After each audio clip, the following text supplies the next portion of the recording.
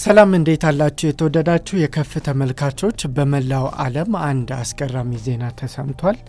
እሱም ምንድነው የእጅ ስልካችሁ ባትሪ የማያልቅ ቢሆን ፍሪጆ ምንም አይነት ኤሌክትሪክ ወይም ሶኬት ሳይጠቀም እንዲሁ ቢሰራ የሚነዱት መኪና ያለ ምንም ነዳጅና ኤሌክትሪክ መሙላት እንዲሁ ቢነዳ ጄኔሬተሩ እንዲሁ ቢሰራ የክፍሎ አምፖል ያለ ኤሌክትሪክ ቴሌቪዥኑም እንዲሁ ቢሰራ ምን ይሰማውት ይሆን?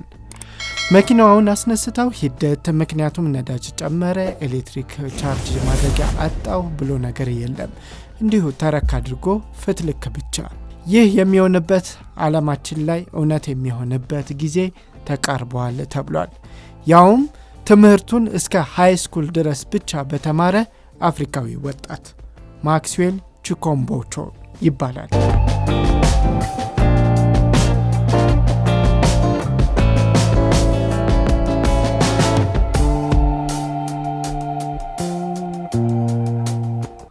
የተወደዳችሁ የከፍ ተመልካቾች በዛሬው ቪዲዮ ስለዚህ አስገራሚ ፈጠራ መረጃ ሰጣችኋለሁ። እንግዲህ ቀደም ሲል እንደነገርኳችሁ የእጅ ስልክ ቻርጅ የሚደረግበት ኤሌክትሪክ ባይኖር ራሱ ብቻ ቻርጅ የሚያደርግበት እንደዚሁም ደግሞ ፍሪጆ እንዲሁ የሚሰራበትና መኪናውም ደግሞ ቻርጅ ማድረጊያ ሳያስፈልገው ወይም ኤሌክትሪክ ወይም ነዳጅ ሳያስፈልገው በራሱ ኃይል የሚያገኝበትን መንገድ አድርጎ ዝም ብላችሁ እየነዳችሁ የምትኖሩበትን መኪና ሊሰራ ነው በዓለማችን ላይ። ሙሉ ስሙ ሳንጓኒ ማክስዌል ቺኮምቦቾ ይባላል። በኖቬምበር 10 1980 ዓመተ ምህረት በማዝዌ ዚምባብዌ ተወልዷል። ቺኮምቦቾ ለወላጆቹ ሁለተኛ ልጅ ሲሆን ወላጅ አባቱ ቴክኒሻን እንደነበሩ ተናግሯል። ከዚህ ወዲህ ቺኮምቦቾ ከልጅነቱ ጀምሮ በቴክኖሎጂ ላይ ከፍተኛ ፍላጎት እንዳደረበትም ይነገራል። ቺኮምቦቾ የምንጠቀምባቸው ኤሌክትሮኒክስ መሳሪያዎች ራሳቸውን በራሳቸው እንዲረዱ የሚያደርገው ሙከራ ሲያደርግ በትልቅ ዩኒቨርሲቲ ገብቶ ተምሮ ሳይሆን በሄግ የመጀመሪያ ደረጃ ትምህርት ቤት ባገኘው ዕውቀት ነበር ስራውን ያበረከተልን። በዚህም ምክንያት የምህንድስና ዕውቀት ቢፈልግም የነበረ ምንት ለዚህ አመችና ስልጠና ሳያገኝ ቀረ። ስለሆነም ስልጠና ባለማግኘቱ የተነሳ በራሱ የምህንድስና ፕሮጀክቶች ለመሰልጠን ጥረት አድርጓል። በ1999 ዓመተ ምህረት ቺኮምቦቾ የሬዲዮ ምልክት ወይም ሲግናል በመጠቀም ብሮድካስት ትራንስሚተር ለመጀመሪያ ጊዜ በመጠቀም ስራ ላይ እንዳዋለም ይነገራል። በኋላም ሳይት ቴክኖሎጂ የተሰኘ ኩባንያ በመመስረት በርካታ ፈጠራ ስራዎችን አበርክቷል። ከነዚህ መካከል የአረንጓዴ ኃይል ጄኔሬተር ወይም ግሪን ፓወር ጄኔሬተር አንዱ ነው። ይህ መሳሪያ የሬዲዮ ሞገድን በመጠቀም ያለምንም ነዳጅ ኤሌክትሪክ እንደሚያመነጭ ተነግሯል።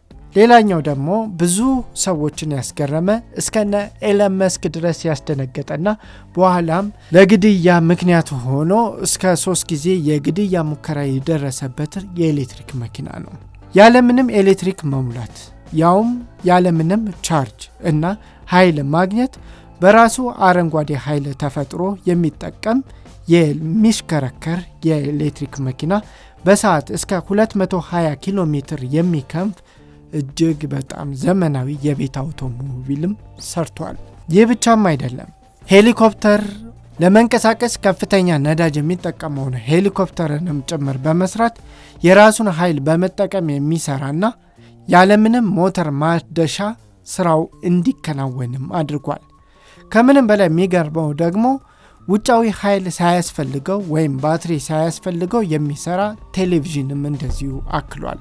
ይህ ቺኮምቦቾ የተባለው ወጣት አፍሪካዊ ግን ይህን ሁሉ ሲያደርግ እጅግ በጣም ከባድ የሆነውን እስከ ህይወት ማጣት ድረስ የሚደርስ ትግልም አድርጓል።